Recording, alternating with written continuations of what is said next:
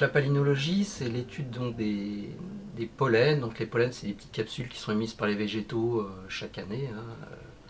Et donc ces petites capsules, elles vont avoir la particularité de pouvoir se conserver pendant des milliers d'années dans les sols. Donc on va pouvoir retrouver ces pollens, parfois vieux de plusieurs milliers d'années, notamment dans les marécages. On va alors procéder à des forages, ou bien lors de fouilles archéologiques, hein, on va directement faire en stratigraphie des prélèvements. Et donc on va ensuite extraire de ces sédiments des pollens, bon, via des procédés physico-chimiques, hein. On va extraire les pollens et obtenir des concentrés de pollen qu'on va ensuite observer entre lame et lamelle sous microscope.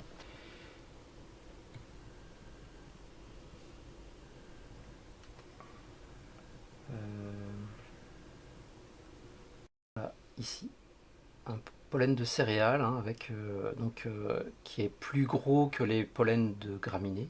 Là, c'est un reste de pollen de la famille du chou, pollen de Chenopodiaceae, qui est souvent fait partie des essences accompagnatrices, hein, des cultures.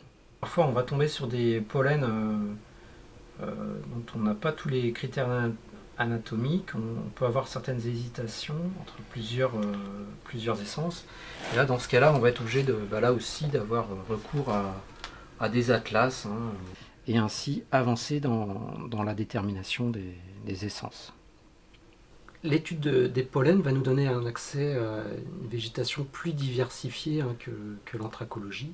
L'anthracologie, évidemment, on va avoir accès uniquement aux végétations arborescentes, aux végétations ligneuses, alors que la palynologie, on va avoir accès là aussi aux végétations herbacées.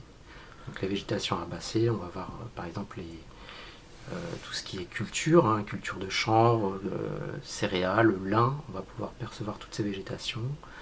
Les végétations de zones humides aussi, zones de marécage, zones alluviales, les prairies, hein, on peut aussi avoir accès à avoir une idée de ces végétations. Alors pour avoir quelque chose de représentatif, il faut au moins atteindre les 300 grains minimum, 300 grains de pollen.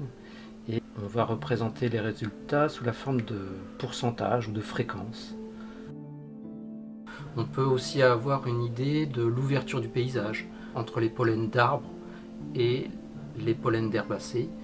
Parfois on a la chance au cours du néolithique de percevoir la déforestation du paysage.